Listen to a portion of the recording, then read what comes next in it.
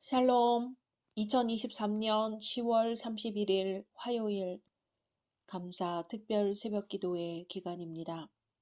기도하겠습니다. 주님, 오늘도 주의 말씀으로 하루를 시작합니다. 사랑하는 주님, 우리 안에 참 평화가 있게 하소서. 미움, 시기, 헐뜯음, 비난이 있는 곳에 주님이 주시는 평화가 있게 하소서. 사람과 사람 사이에, 민족과 민족 사이에, 나라와 나라 사이에 평화를 허락해 주소서. 예수님의 이름으로 기도드립니다. 아멘. 오늘의 말씀은 욥기 6장입니다. 욥이 대답하여 이르되 나의 괴로움을 달아보며 나의 파멸을 저울 위에 모두 놓을 수 있다면 바다의 모래보다도 무거울 것이라. 그러므로 나의 말이 경솔하였구나. 전능자의 화살이 내게 박힘에 나의 영이 그 독을 마셨나니 하나님의 두려움이 나를 엄습하여 치는구나. 들나귀가 풀이 있으면 어찌 울겠으며 소가 꼴이 있으면 어찌 울겠느냐. 싱거운 것이 소금 없이 먹히겠느냐. 달게 알 흰자위가 맛이 있겠느냐. 내 마음이 이런 것을 만지기도 싫어하나니 꺼리는 음식물같이 여김이니라. 나의 간구를 누가 들어줄 것이며 나의 소원을 하나님이 허락하시랴. 이는 곧 나를 멸하시기를 기뻐하사 하나님이 그의 손을 들어 나를 끊어 버리실 것이라. 그러할지라도 내가 오히려 위로를 받고 그칠 줄 모르는 고통 가운데서도 기뻐하는 것은 내가 거룩하신 이의 말씀을 거역하지 아니하였음이라. 내가 무슨 기력이 있기에 기다리겠느냐. 내 마지막이 어떠하겠기에 그저 참겠느냐. 나의 기력이 어찌 돌의 기력이겠느냐. 나의 살이 어찌 노수에겠느냐. 나의 도움이 내 속에 없지 아니하냐. 나의 능력이 내게서 쫓겨나지 아니하였느냐. 낙심한 자가 비록 전능자를 경외하기를 저버릴지라도 그의 친구로부터 동정을 받느니라. 내 형제들은 개울과 같이 변덕스럽고 그들은 개울의 물살같이 지나가누나. 얼음이 녹으면 물이 검어지며 눈이 그 속에 감추어질지라도 따뜻하면 마르고 더우면 그 자리에서 아주 없어지나니 대상들은 그들의 길을 벗어나서 삭막한 들에 들어가 멸망하느니라. 대마의 떼들이 그것을 바라보고 스바의 행인들도 그것을 사모하다가 거기 와서는 바라던 것을 부끄러워하고 낙심하느니라. 이제 너희는 아무것도 아니로구나. 너희가 두려운 일을 본즉 겁내는구나. 내가 언제 너희에게 무엇을 달라고 말했더냐. 나를 위하여 너희 재물을 선물로 달라고 하더냐. 내가 언제 말하기를 원수의 손에서 나를 구원하라 하더냐. 폭군의 손에서 나를 구원하라 하더냐. 내게 가르쳐서 나의 허물된 것을 깨닫게 하라. 내가 잠잠하리라. 옳은 말이 어찌 그리 고통스러운고 너희의 책망은 무엇을 책망함이냐. 너희가 남의 말을 꾸짖을 생각을 하나 실망한 자의 말은 바람에 날아가느니라. 너희는 고아를 제비 뽑으며 너희 친구를 팔아 넘기는구나. 이제 원하건대 너희는 내게로 얼굴을 돌리라. 내가 너희를 대면하여 결코 거짓말하지 아니하리라. 너희는 돌이켜 행악자가 되지 말라. 아직도 나의 의가 건재하니 돌아오라. 내 혀에 어찌 불의한 것이 있으랴. 내 미각이 어찌 속임을 분간하지 못하랴. 아멘. 어떤 사람이 좋은 친구일까요? 획일적으로 말하기는 어렵지만 한 가지 분명한 것은 친구가 기뻐할 때 함께 기뻐할 수 있고 친구가 슬플 때 함께 슬퍼할 수 있으며 친구가 가장 필요로 할 때 함께 있어주는 친구라면 그 친구는 좋은 친구일 것입니다. 욥에게도 친구들이 있었습니다. 친구들이 욥을 비난했을 때 욥은 매우 힘든 상황이었습니다. 친구들의 비난을 즐겁게 수용할 만큼 신체적으로나 정신적으로, 영적으로 건강하지 못했습니다. 최악의 상태였지요. 그러나 욥은 친구의 말을 중단시키지 않고 끝까지 참을성 있게 들어주었습니다. 그리고 친구가 말을 끝냈을 때 욥이 답변을 하기 시작합니다. 욥의 고난이 욥의 죄 때문이라는 엘리바스의 주장에 대한 욥의 답변을 살펴보겠습니다. 욥이 당한 재앙은 욥이 표현하거나 욥의 친구들이 알고 있는 것보다 더욱 심한 것이었습니다. 그래서 친구에게 비난을 받은 욥은 내 모든 재앙을 저울에 둘 수 있으면 바다 모래보다도 무거울 것이라고 탄식합니다. 그러면서 자신의 말이 경솔했다고 하지요. 욥은 자신이 당한 고난을 충분히 설명할 수도 그럴 필요도 없었을 것입니다. 대개 고난 당하는 본인 외의 주변 사람들은 고난받는 당사자의 형편을 상세하게 알 수도 없고 느끼기도 불가능합니다. 이해하기 어렵지요. 우리 주님께서 우리 대신 당한 고난이 그렇습니다. 우리의 믿음도 결코 완전할 수 없습니다. 그럼에도 불구하고 우리를 믿는 자로 고난을 이해한 자로 인정해 주시고 의롭다고 하시는 하나님께 감사할 뿐입니다. 이어서 욥은 4절에서 전능자의 화살이 내게 박히매라고 합니다. 사람들이 쏜 화살과는 달리 하나님의 화살이 박혔으니 너무나 고통스럽습니다. 나의 영이 그 독을 마셨다고 합니다. 하나님의 두려움이 엄습하여 친다고 합니다. 들나귀는 풀이 있으며 울지 않고 소도 꼴이 있으며 울지 않는데 자신이 고통 가운데 울부짖는 것은 당연하고도 자연스러운 일이라는 것이죠. 욥의 불평을 미련하고 시기하는 것이라고 하는 엘리바스에 대한 책망과 속상함이 이 말 속에 들어 있습니다. 욥이 고통스러워할 때 친구들이 찾아온 것이죠. 친구들은 욥에게 도움을 주려고 여러 가지 말을 했지만 욥은 친구들의 말에 위로를 얻지 못했습니다. 말에는 능력이 있습니다. 하나님께서 말씀으로 천지를 창조하셨기 때문입니다. 주님의 말씀으로 병도 떠나가고 귀신도 나갑니다. 무심하게 하는 한마디도 듣는 사람에게 반드시 영향을 미칩니다. 엘리바스는 욥에게 많은 말을 했지만 실제로 그의 말은 욥에게 도움을 주지 못하였습니다. 이처럼 말은 무성하지만 아무에게도 유익을 주지 못하고 열매를 맺지 못하는 사람을 우리는 주변에서 많이 볼 수 있습니다. 우리가 매일 하는 대화 내용이 항상 은혜스럽지만은 않습니다. 우리는 가끔 남에게 화를 내거나 비방하는 말을 하지요. 자기 중심적인 생각으로 말합니다. 상대의 마음을 생각하지 않고 내 생각으로 일방적인 말들을 많이 합니다. 신중하지 않고 경솔하게 말을 하기도 합니다. 잠언 기자는 잠언 25장 23절에서 입과 혀를 지키는 자는 그 영혼을 환난에서 보전하느니라 했고 25장 11절에 경우에 합당한 말은 아로새긴 은쟁반의 금사관이라 말합니다. 사람들은 말하기를 좋아하지만 우리에게는 신중하게 생각하기 위해 침묵하는 것도 중요합니다. 우리는 침묵 속에서 하나님과 깊은 영적인 교제를 나눌 수 있습니다. 우리 예수님도 종종 한적한 곳에 가셔서 은밀히 기도하셨습니다. 야고보 사도는 내 사랑하는 형제들아 너희가 알거니와 사람마다 듣기는 속히 하고 말하기는 더디 하라고 했습니다.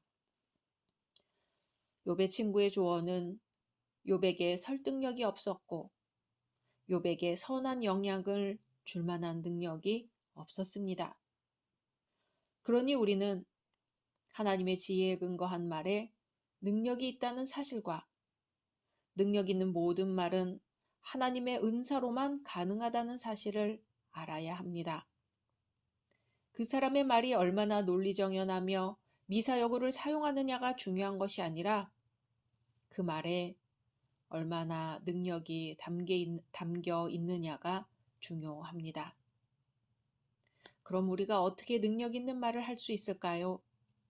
그것은 우리의 마음과 입술이 성령의 권능에 사로잡힐 때 가능합니다. 우리가 성령의 감동을 받을 때 하나님의 뜻을 바로 깨닫고 하나님의 능력을 힘입어 지혜 있고 담대한 말을 할 수 있습니다. 사랑하는 열린 성도 여러분, 사람마다 고난 당할 때가 있습니다. 욥이 처참한 고난을 당하고 있습니다. 욥의 친구들이 고난당하는 욥을 위로하려고 왔습니다. 욥은 친구들 앞에서 자신의 처지를 한탄합니다. 그러나 그들은 욥의 탄식을 듣고는 욥을 위로하기는커녕 욥을 비난합니다. 욥은 친구들의 말을 듣고 낙심합니다. 말에는 능력이 있습니다. 창조적인 능력도 있고 파괴적인 능력도 있습니다. 창조적인 능력은 하나님께서 주신 것입니다. 오늘 우리의 말 속에 생명을 창조하고 희망을 창조하는 복음의 능력이 있기를 소망합니다. 각자 말씀 묵상하신 후 주기도문으로 마치겠습니다.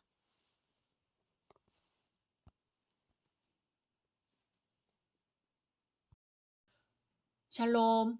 2023년 11월 1일 수요일 감사 특별 새벽 기도의 기간입니다. 기도하겠습니다. 주님, 오늘도 주의 말씀으로 하루를 시작합니다. 사랑하는 주님, 우리를 평화의 도구로 써 주소서. 오늘 화해를 선택하게 하시고 침묵을 선택하게 하시고 기다림을 선택하게 하시고 인내를 선택하게 하시고 상대의 마음을 헤아리게 하시고 내 것을 잠시 내려놓는 것을 선택하게 하소서. 그리하여 오늘 하루라도 주님의 평화의 도구가 되게 하소서. 예수님의 이름으로 기도드립니다. 아멘. 오늘의 말씀은 욥기 7장입니다. 이 땅에 사는 인생에게 힘든 노동이 있지 아니하겠느냐? 그의 날이 품꾼의 날과 같지 아니하겠느냐? 종은 저녁 그늘을 몹시 바라고 품꾼은 그의 삭슬 기다리나니 이와 같이 내가 여러 달째 고통을 받으니 고달픈 밤이 내게 작정되었구나. 내가 누울 때면 말하기를 언제나 일어날까? 언제나 밤이 갈까 하며 새벽까지 이리 뒤척 저리 뒤척 하는구나. 내 살에는 구더기와 흙덩이가 의복처럼 입혀졌고 내 피부는 굳어졌다가 터지는구나. 나의 날은 배틀의 북보다 빠르니 희망 없이 보내는구나. 내 생명이 한낱 바람 같음을 생각하옵소서. 나의 눈이 다시는 행복을 보지 못하리이다. 나를 본 자의 눈이 다시는 나를 보지 못할 것이고 주의 눈이 나를 향하실지라도 내가 잊지 아니하리이다. 구름이 사라져 없어짐같이 스올로 내려가는 자는 다시 올라오지 못할 것이오니 그는 다시 자기 집으로 돌아가지 못하겠고 자기 처소도 다시 그를 알지 못하리이다.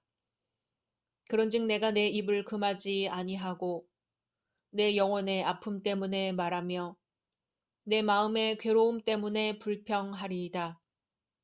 내가 바다니이까 바다 괴물이니이까 주께서 어찌하여 나를 지키시나이까. 혹시 내가 말하기를 내 잠자리가 나를 위로하고 내 침상이 내 수심을 풀리라 할 때에 주께서 꿈으로 나를 놀라게 하시고 환상으로 나를 두렵게 하시나이다. 이러므로 내 마음이 뼈를 깎는 고통을 겪느니 차라리 숨이 막히는 것과 죽는 것을 택하리이다. 내가 생명을 싫어하고 영원히 살기를 원하지 아니하오니 나를 놓으소서. 내 날은 헛것이니이다. 사람이 무엇이기에 주께서 그를 크게 만드사 그에게 마음을 두시고 아침마다 권징하시며 순간마다 단련하시나이까. 주께서 내게서 눈을 돌이키지 아니하시며 내가 침을 삼킬 동안도 나를 놓지 아니하시기를 어느 때까지 하시리이까. 사람을 감찰하시는 이여, 내가 범죄하였던들 주께 무슨 해가 되오리이까.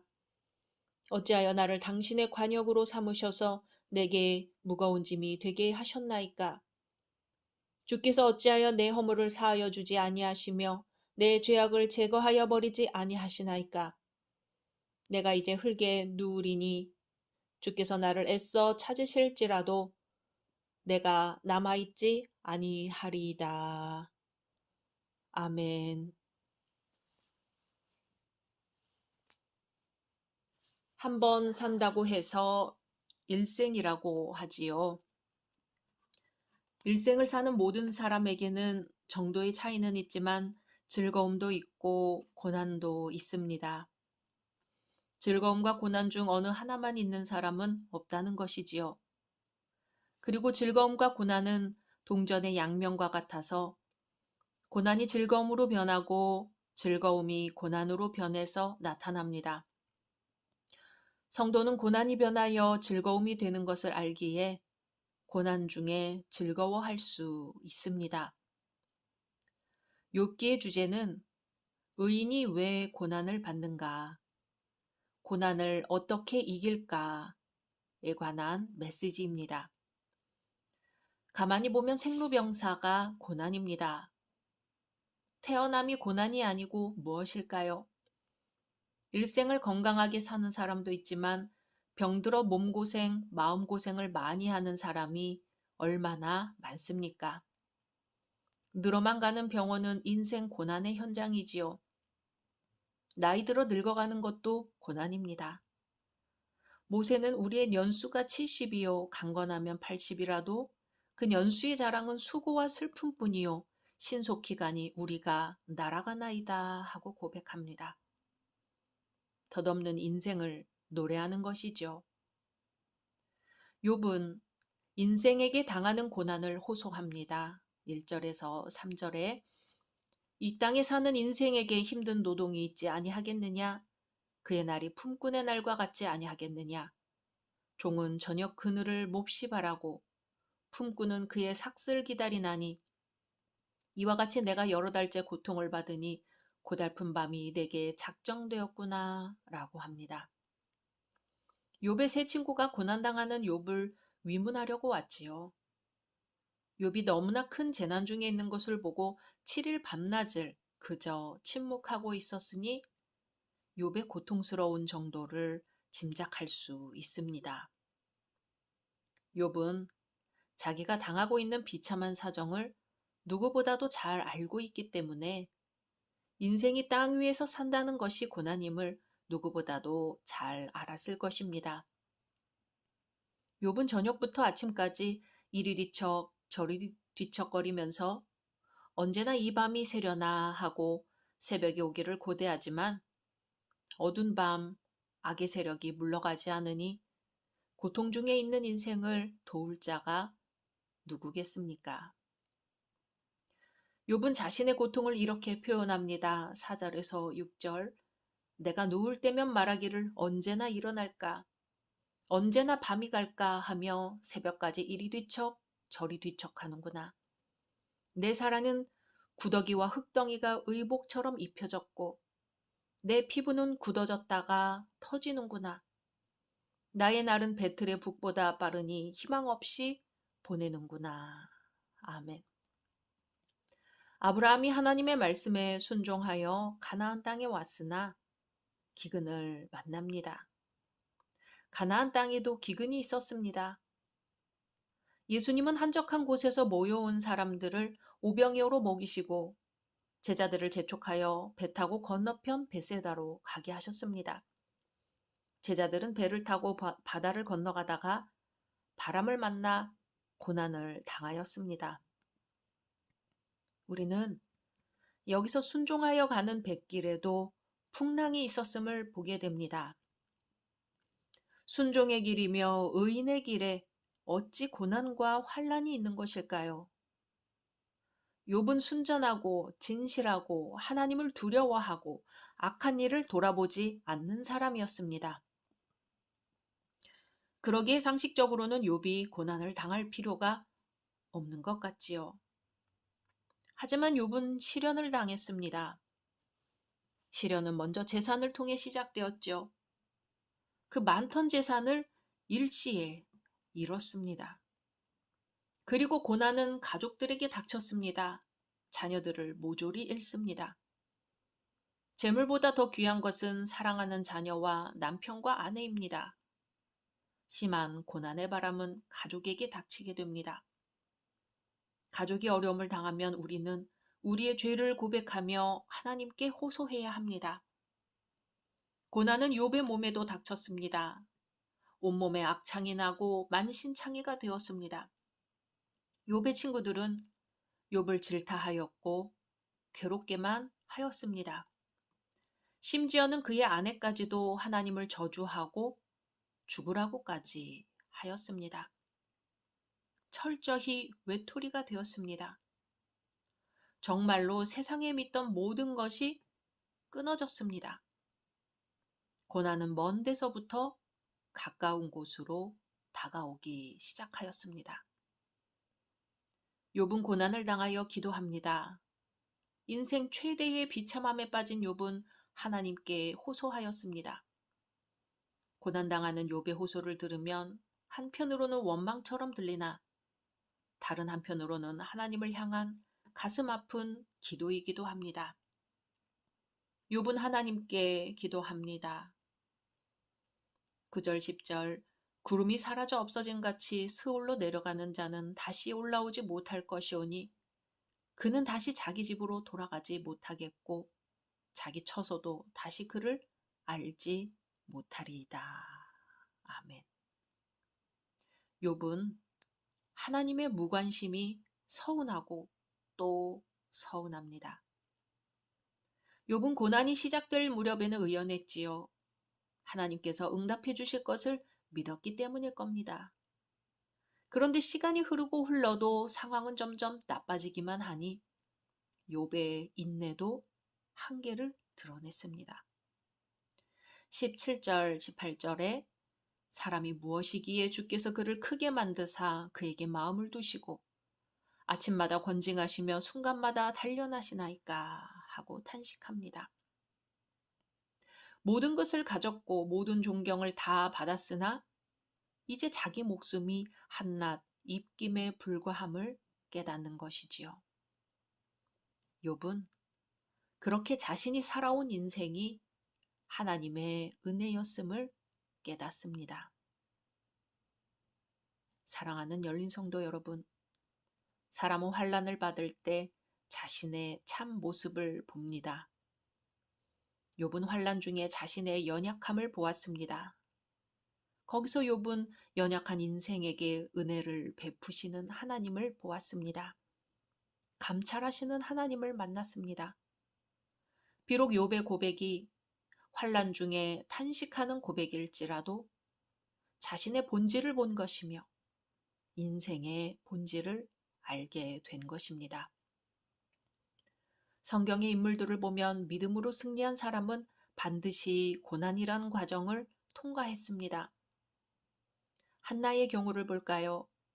한나는 고난 중에 기도함으로 자기 자신을 구하였고 가정을 빛내었고 나라를 건진 결과를 가져왔으며 오늘도 우리에게 감명을 주고 있습니다. 요셉도 고난을 통해 자신을 구원하고 가족을 구원했으며 애굽을 구원했습니다. 우리 주 예수 그리스도께서 십자가에서 고난을 받으셨지요. 그 고난으로 우리가 구원을 받았습니다. 천국을 유업으로 받았습니다. 우리 사랑하는 열린 성도님들도 고난 중에 기도하시기 바랍니다. 그러나 더 좋은 것은 일상에서 때때로 생각날 때마다 기도하는 것입니다. 그래서 쉬지 말고 기도하라고 했지요. 인생의 고통은 오히려 하나님께서 우리에게 주시는 또 하나의 기회임을 믿고 나아가시기를 소망합니다.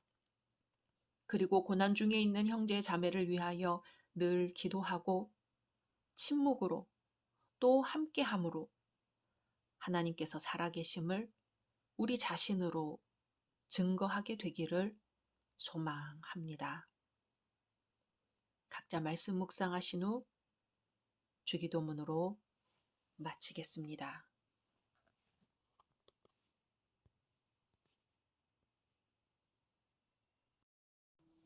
샬롬. 2023년 11월 2일 목요일 감사 특별 새벽 기도의 기간입니다.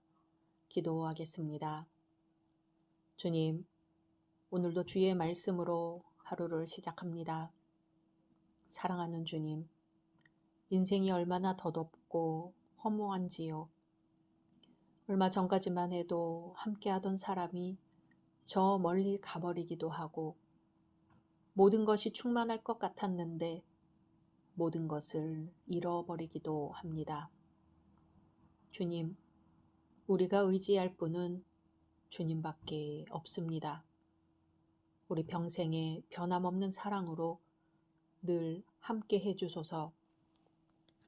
예수님의 이름으로 기도드립니다. 아멘. 오늘의 말씀은 욥기 8장입니다. 수아 사람 빌닷이 대답하여 이르되 내가 어느 때까지 이런 말을 하겠으며 어느 때까지 내 입의 말이 거센 바람과 같겠는가. 하나님이 어찌 정의를 굽게 하시겠으며 전능하신 이가 어찌 공의를 굽게 하시겠는가. 내 자녀들이 주께 죄를 지었으므로 주께서 그들을 그 죄에 버려두셨나니 내가 만일 하나님을 찾으며 전능하신 이에게 간구하고 또 청결하고 정직하면 반드시 너를 돌보시고 내 의로운 처소를 평안하게 하실 것이라. 내 시작은 미약하였으나 내 나중은 심히 창대하리라. 청하건대 너는 옛 시대 사람에게 물으며 조상들이 터득한 일을 배울지어다. 우리는 어제부터 있었을 뿐이라. 우리는 아는 것이 없으며 세상에 있는 날이 그림자와 같으니라. 그들이 내게 가르쳐 이르지 아니하겠느냐. 그 마음에서 나오는 말을 하지 아니하겠느냐. 왕골이 진펄 아닌 데서 크게 자라겠으며 갈대가 물 없는 데서 크게 자라겠느냐. 이런 것은 새순이도다 아직 뜯을 때가 되기 전에 다른 풀보다 일찍이 마르느니라.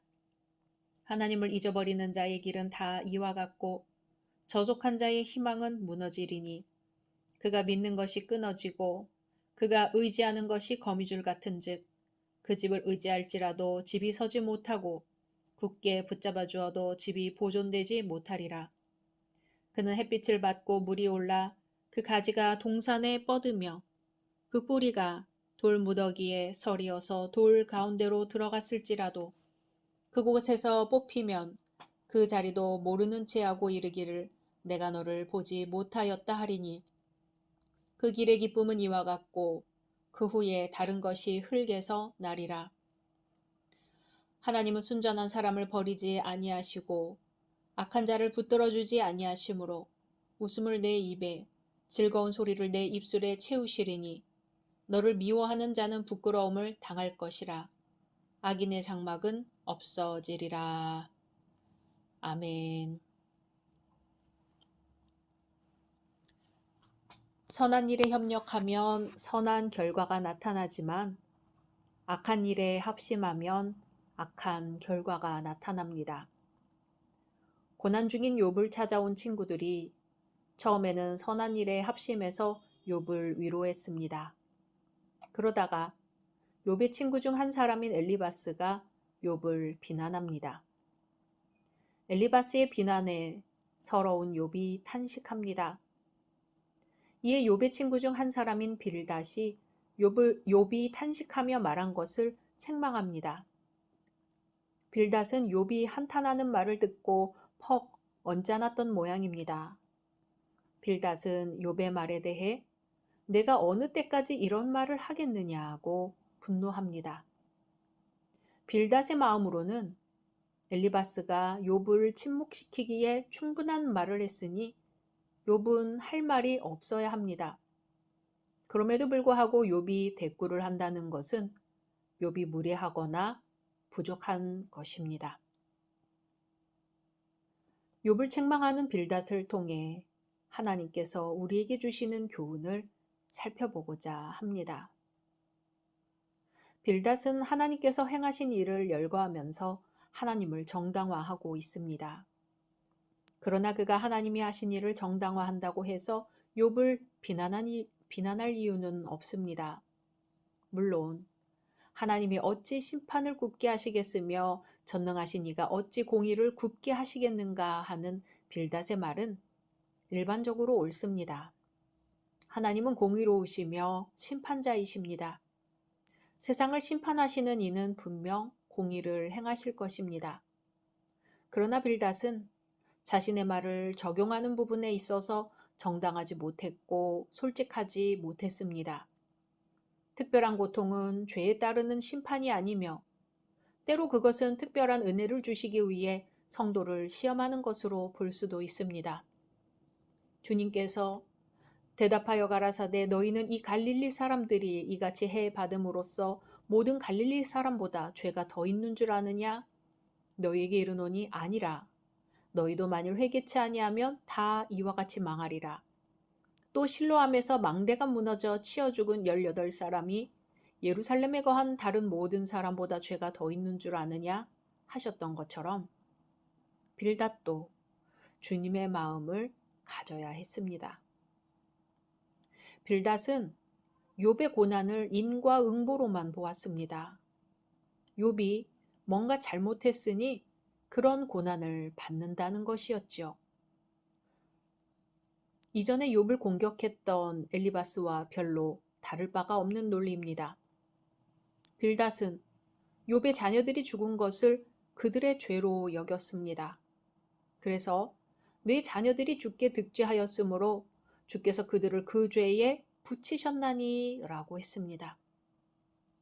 한날 한시에 10명의 자녀를 잃은 욥에게 이렇게 말하는 것은 잔인한 일입니다. 모든 일에는 예외가 있지요. 선한 사람도 연단을 위해 매우 극심할 뿐 아니라 매우 오랫동안 고난받을 수 있기 때문입니다. 그리고 그것이 생명을 위한 것이라면 그것은 영혼의 관점에서 보아야 할 것입니다. 베드로는 사랑하는 자들아 죽게는 하루가 천년 같고 천년이 하루 같은 이 한 가지를 잊지 말라고 했습니다. 사실 엘리바스나 빌닷도 욥을 아끼는 마음에서 그런 충고를 했을 것입니다. 욥을 격려하고 권면하여 지나간 모든 것을 잊고 새 출발하도록 하기 위한 것이었죠. 빌닷의 생각으로는 만일 욥이 올바른 태도를 취한다면 아직도 희망이 있을 수 있다고 여겼기 때문입니다. 빌닷은 욥에게 하나님을 원망하지 말고 믿음으로 전능하신 이에게 빌라고 충고하였습니다. 그리고 그의 마음속에 신실함이 있는지 그의 집에 의로움이 있는지 살펴보라고 충고하였습니다. 그리하면 다시 좋은 날들을 볼 수 있으리라고 욥에게 밝은 전망을 들려주고 있는 것입니다. 그러니 회개하고 기도하라고 합니다. 그리하여 지금은 내가 미약하여 고난 가운데 있을지라도 하나님이 너를 창대케 해주실 것이라고 합니다. 한 번은 미국에 사는 교포 어린이가 사고로 목숨을 잃은 일이 있었습니다.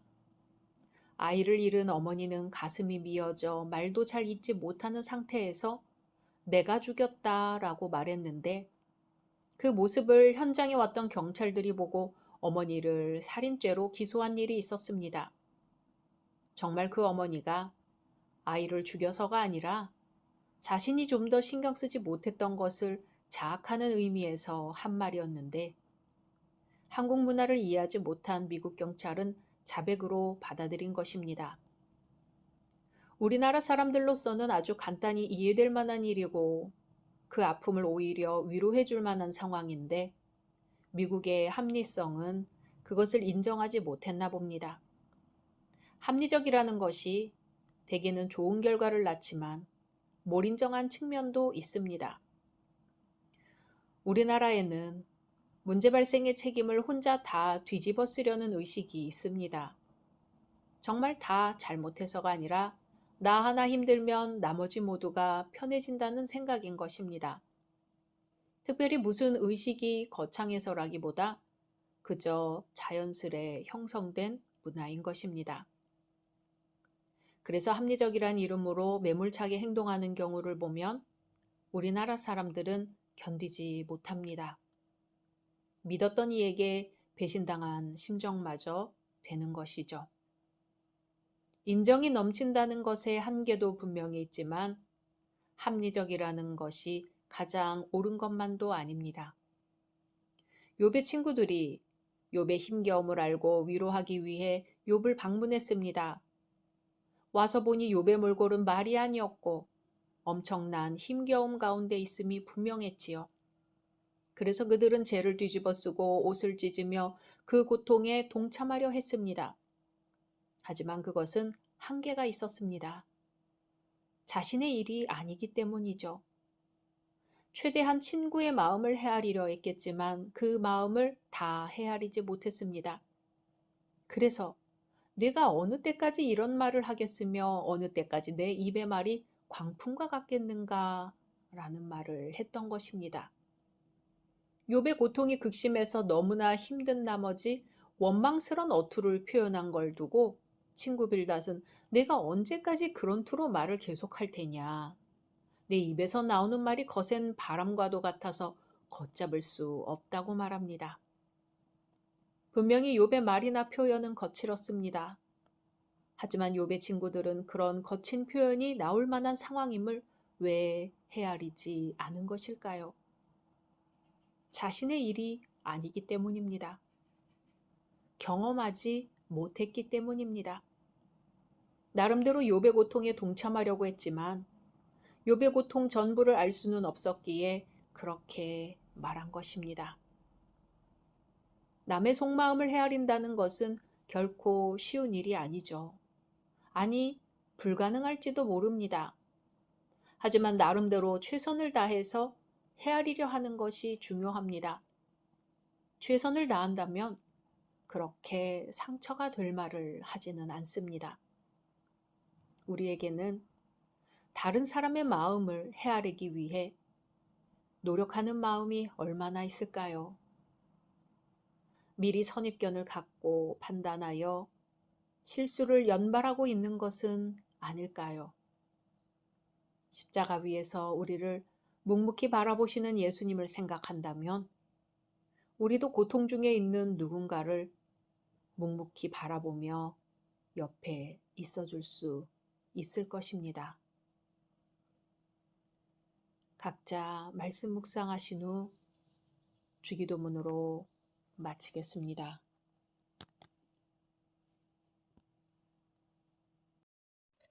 샬롬.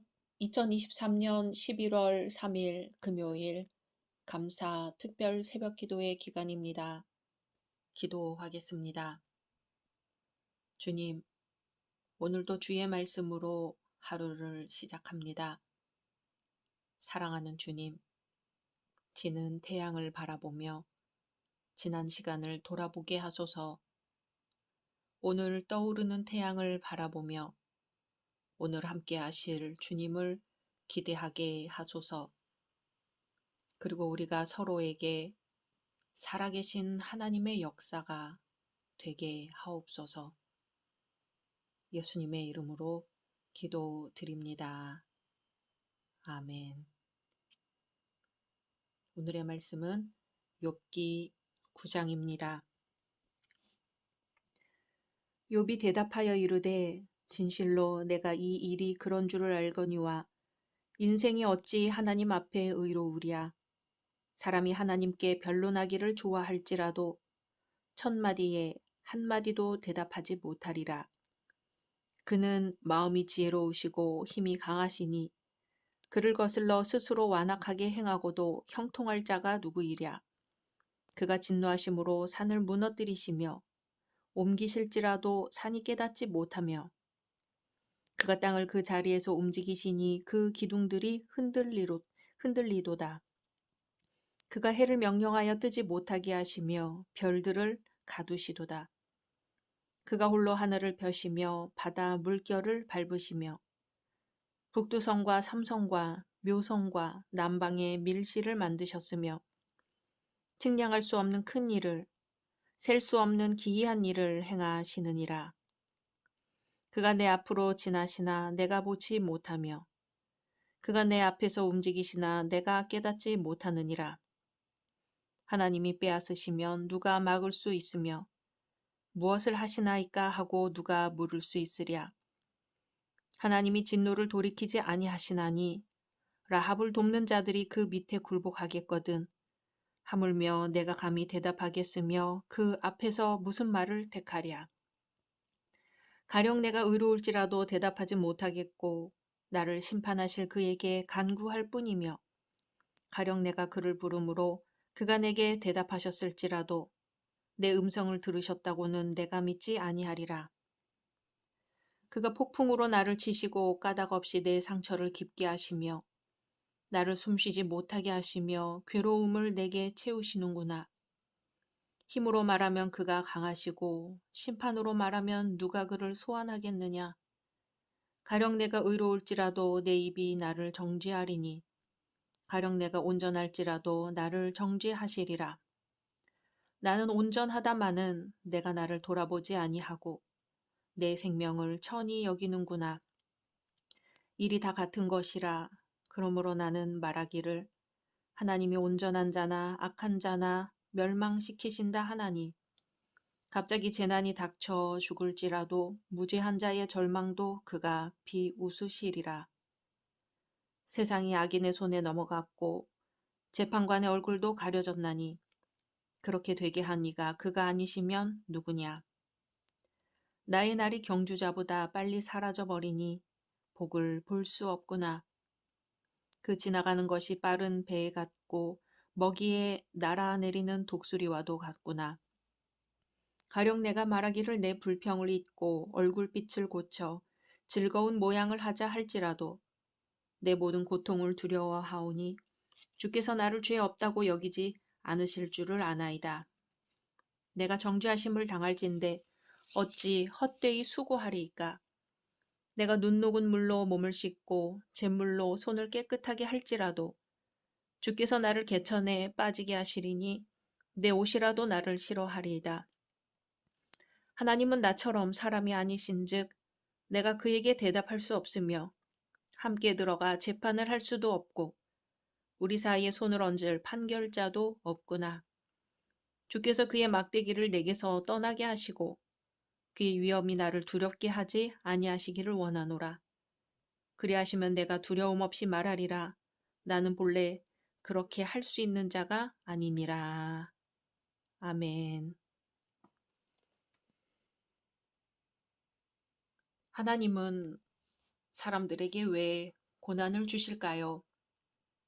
그 까닭은 사람들로 하여금 하나님이 언제나 의롭고 흠 없으신 분이라는 사실을 인정하는 겸손을 유지하도록 하기 위해서입니다. 하나님은 특별히 거의 회개할 기미를 보이지 않는 완고한 사람들보다 하나님을 사랑하고 그 율례를 따라 살고자 애쓰는 자들에게 더 냉혹한 환경을 주시기도 하는데요. 이런 경우 욥의 세 친구들이 가진 지혜는 설 자리가 없습니다. 즉, 각 사람이 하나님을 향하여 범죄한 분량만큼 이 땅에서 하나님의 징벌을 돌려받는다는 욥의 친구들의 지혜는 참된 하나님의 지혜와는 거리가 멉니다. 지혜에 대한 이러한 인식의 차이가 욥과 친구들 사이의 논쟁의 요점이 되는 것이지요. 특히 욥과 빌닷의 경우 빌닷은 하나님께서는 사람들이 행한 대로 심판하시기 때문에 의롭다고 말합니다. 그러나 욥은 하나님은 의로우심으로 인생은 입을 닫고 하나님을 대적하는 불만을 토로하면 안 된다고 말합니다. 사람들이 불평하는 것이 하나님께 아무 소용이 없기 때문입니다. 하나님께서 각 사람 행위대로 사람들을 다루신다는 것은 인간의 자유의지를 하나님의 주권보다 높이는 위험으로 나가는 함정이 될 수 있습니다. 그러므로 하나님에 대한 공의와 지혜를 말할 때는 언제나 하나님의 자유롭고 선하신 뜻과 기뻐하시는 뜻에 의해 모든 일들이 진행된다는 사실을 믿고 따르는 것이 중요합니다. 3절에 사람이 하나님과 쟁변하려 할지라도 천마디에 한마디도 대답하지 못하리라는 욥의 말은 분명한 진리입니다.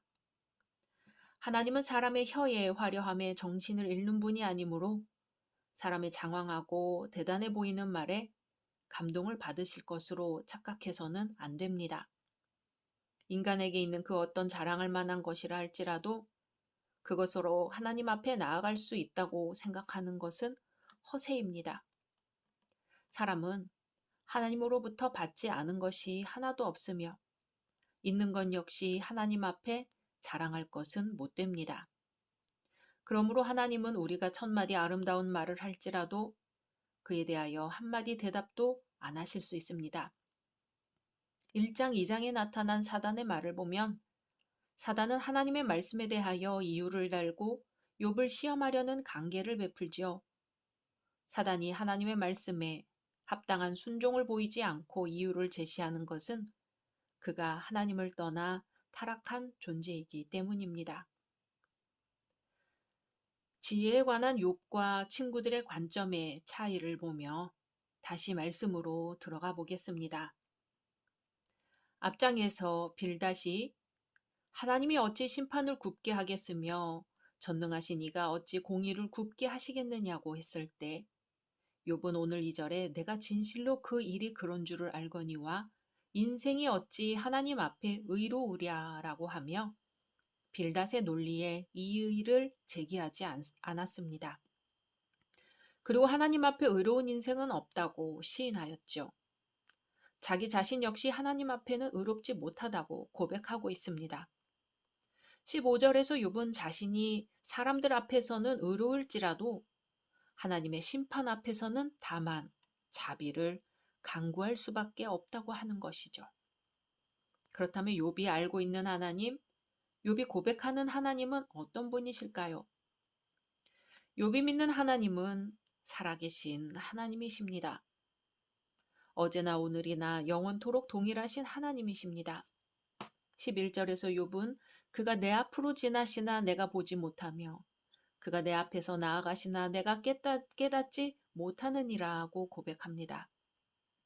창조 세계 속에서 역사하시는 하나님을 보지 못하고 깨닫지 못한다는 것입니다. 하지만 봄, 여름, 가을, 겨울 계절이 바뀌고 번개와 폭풍, 낮과 밤의 규칙적 순환과 해와 달의 움직임 속에서 하나님은 우리 곁에 계시며 우리의 삶 가운데 계십니다. 이와 같이 하나님의 모습을 우리의 눈으로 직접 볼 수는 없으나 느낄 수 있고 우리 위에, 우리 옆에, 우리의 앞뒤에서 우리를 보고 계십니다. 한낮의 태양처럼 온 세상에 편재해 계시는 것이죠. 다만 우리의 육안으로 볼 수 없기에 믿음의 눈으로 보아야 합니다. 욥이 고백하는 하나님은 주권자 하나님입니다.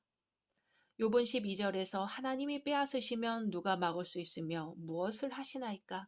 누가 물을 수 있으랴라고 하여 하나님의 절대적 주권을 인정하고 있습니다. 하나님이 하시는 일을 어떤 인간이 감히 논할 수 있고 그 뜻을 거역할 수 있을까요? 하나님이 하시는 일이 인간의 마음에 들지 않는다 하여 누가 그것을 제어할 수 있을까요? 인간은 하나님의 일을 아멘 하고 받아들이는 수밖에 다른 도리가 없습니다. 하나님은 우리에게 하나님이 하시는 일을 일일이 설명하지 않으십니다. 그러나 4절 말씀과 같이 하나님은 마음이 지혜로우시고 강하시니 결코 인간에게 해로운 일을 하지 않으시는 것과 항상 선을 행하시는 것을 믿고 순종할 뿐입니다. 그래서 종교개혁자들은 하나님의 은총 가운데 불가항력적 은혜가 있다고 했습니다.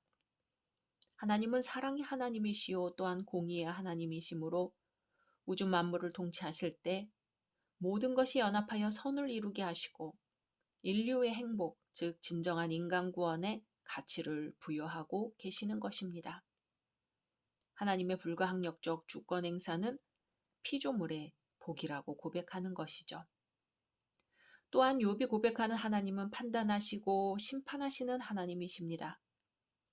하나님은 피조물의 불의에 대해서는 진노의 채찍으로 책망하십니다. 하나님을 대항하는 자에게 그의 교만을 꺾으시고 반드시 심판하십니다. 인간이 아무리 자신을 변호하고 항의해도 하나님은 인간의 판단이나 영향을 받지 않으십니다. 14절에서 16절 욥은 하물며 내가 감히 대답하겠으며 무슨 말을 택하여 더불어 변론하랴.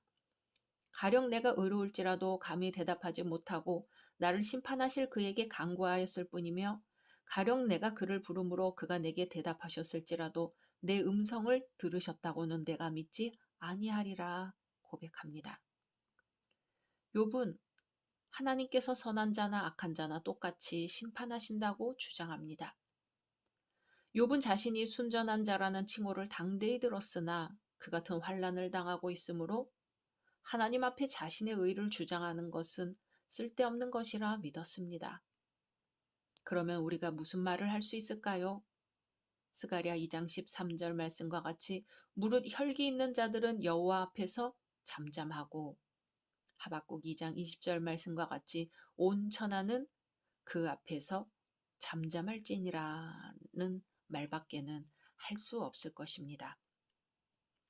사랑하는 열린 성도 여러분, 성도의 신앙 고백은 성도의 생명과도 같습니다. 바른 신앙생활은 바른 신앙에서 나타납니다. 욥은 고난 중에도 하나님에 대한 분명한 자신의 신앙을 고백했습니다. 욥이 고백한 하나님은 살아계신 하나님, 주권자 하나님, 판단하시는 하나님이십니다. 욥의 하나님은 또한 우리의 하나님, 나의 하나님이십니다. 언제 어디서든지 무슨 일을 만나든지 하나님에 대한 분명하고도 아름다운 신앙 고백이 있으시기를 소망합니다. 그 고백을 따라 흔들리지 않는 믿음으로 승리하시기를 소망합니다. 십자가 앞에서 오직 하나님의 뜻대로 모든 것을 순종하신 우리 예수님처럼 말입니다. 각자 말씀 묵상하신 후 주기도문으로 마치겠습니다.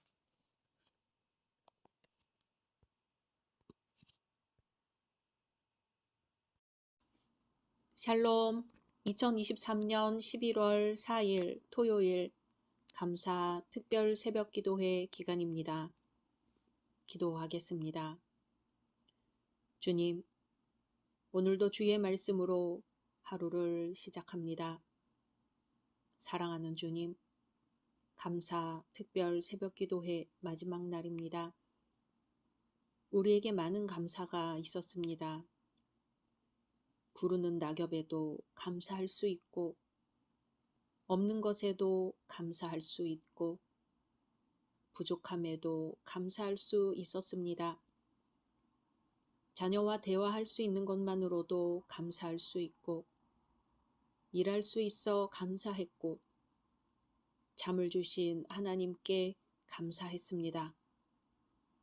주님, 앞으로도 우리의 삶 속에서 더 많은 감사를 발견하게 하소서. 그리하여 지금 이대로 이미 충분하고 충만한 삶을 주셨음을 매일 깨닫게 하소서.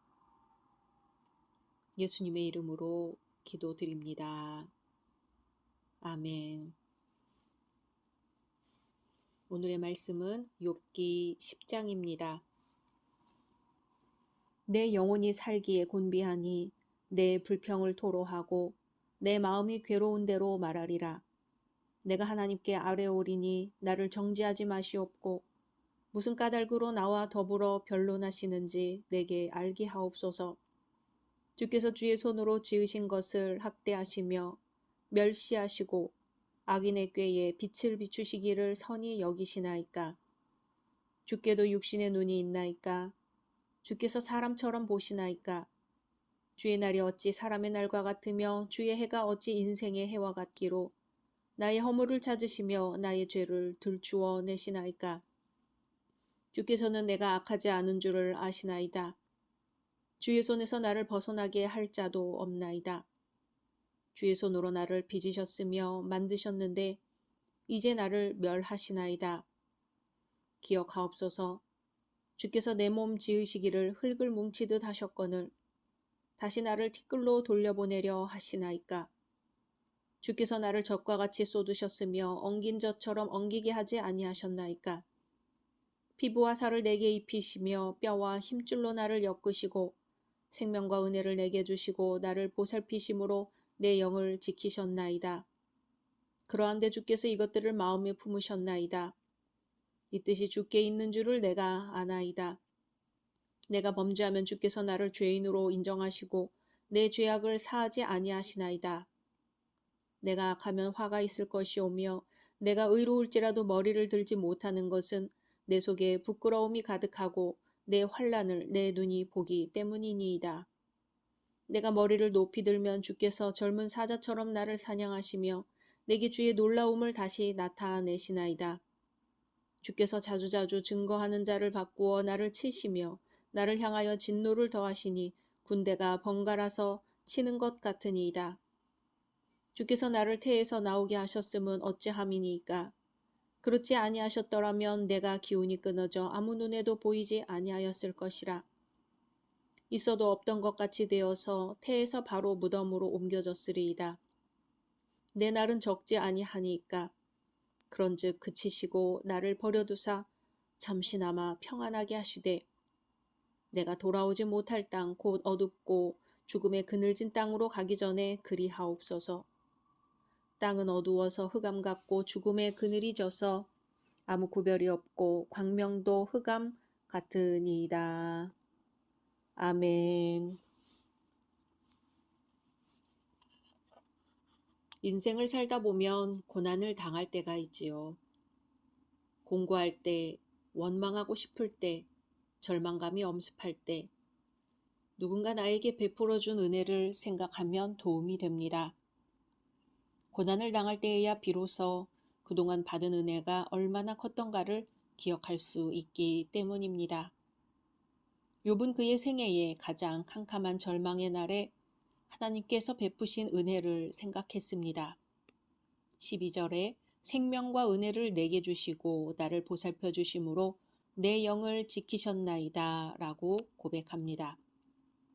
지금 욥은 그의 눈앞에 태양도 달도 밤하늘의 별 하나도 보이지 않는 절망뿐입니다.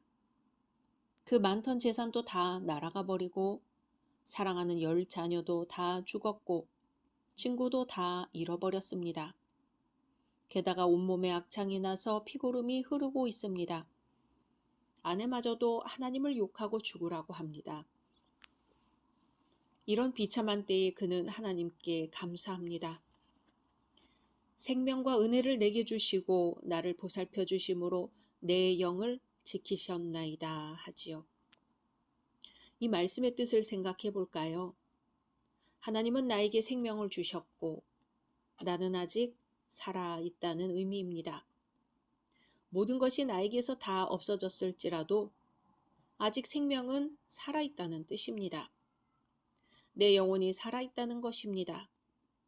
내가 구원받았다는 의미입니다. 내가 살아있는 동안은 그 생명을 주신 하나님을 경배하고 모든 영광의 근원이신 하나님께 영광을 돌리고 복의 근원이신 하나님을 경배하리라는 뜻입니다.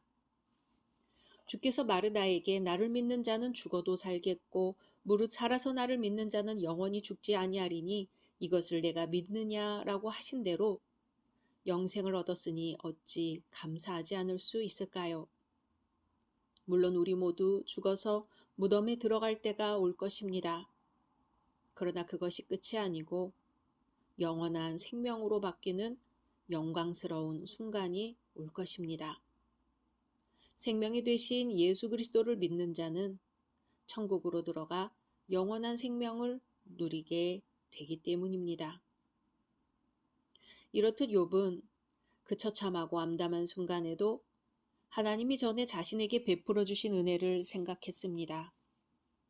절망 가운데서 가만히 생각해 보니 감사한 것이 하나둘이 아닙니다.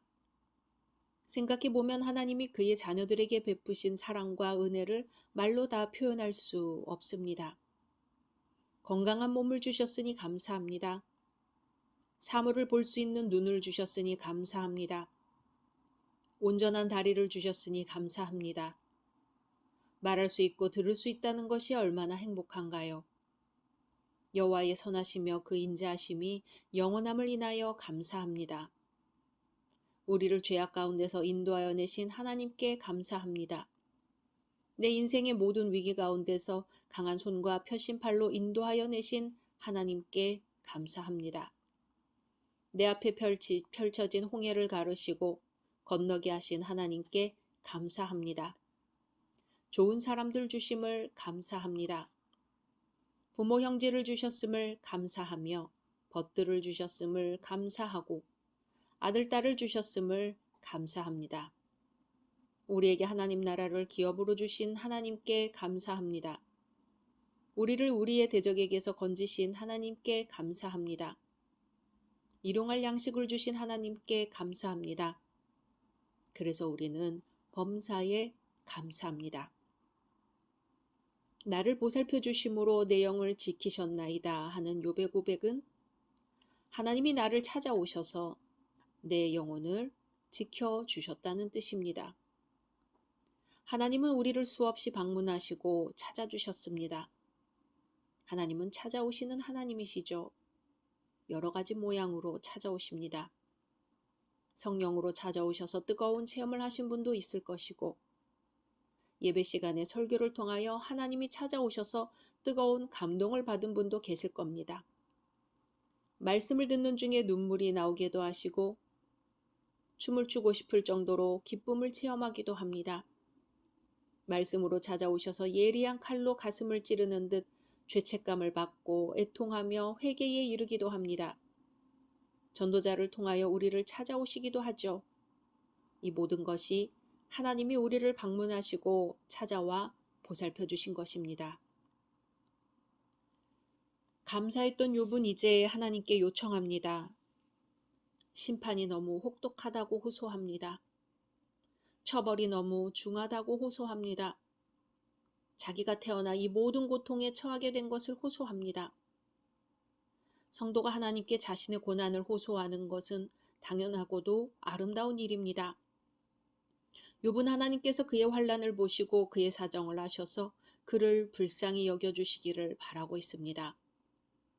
다윗도 곤고한 상황에서 나의 곤고와 환난을 보시고 내 모든 죄를 사하소서라고 기도했습니다.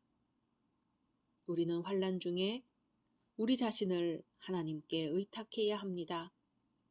그리고 욥처럼 환난당하는 이웃을 위로할 수 있는 지혜를 욥기에서 배워야 합니다. 욥은 이어서 말합니다. 20절에 내 날은 적지 아니하니까 그런즉 그치시고 나를 버려두사 잠시나마 평안하게 하시되. 아멘. 욥은 고통 중에 있을 때 친한 친구들의 방문을 받았습니다. 어려울 때 친구를 만난다는 것은 큰 힘이 되지요. 하지만 찾아온 친구들이 처음에 욥의 고통에 동참하려는 시도를 했을 때까지는 좋았는데 이후 그들의 입에서 나오는 말은 욥의 가슴을 후벼 팠습니다. 하나님 앞에서 제대로 했으면 이렇게까지 어려움을 겪지 않았을 것이 아니냐는 말은 욥을 더욱 중한 고통으로 몰아넣었습니다. 자신을 이해해 주리라 믿었던 친구들의 입에서 나오는 비수와도 같은 말은 욥의 의욕을 꺾기에 충분했지요. 그래서 욥은 이제 혼자 있고 싶어졌습니다. 혼자 하나님과 대화하고 싶어졌습니다.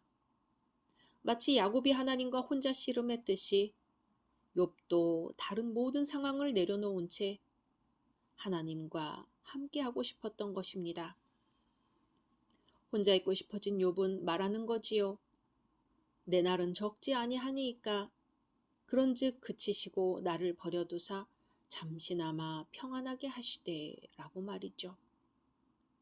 표준 세번역 성경의 번역으로 보면 내가 살 날도 이제 얼마 남지 않았습니다. 나를 좀 혼자 있게 내버려 두십시오 라고 합니다. 욥의 심정으로 들어가 볼까요? 욥은 지금 너무 괴로워 혼자 있고 싶습니다. 깊은 아픔 속에 누구의 조언도 듣고 싶지가 않습니다.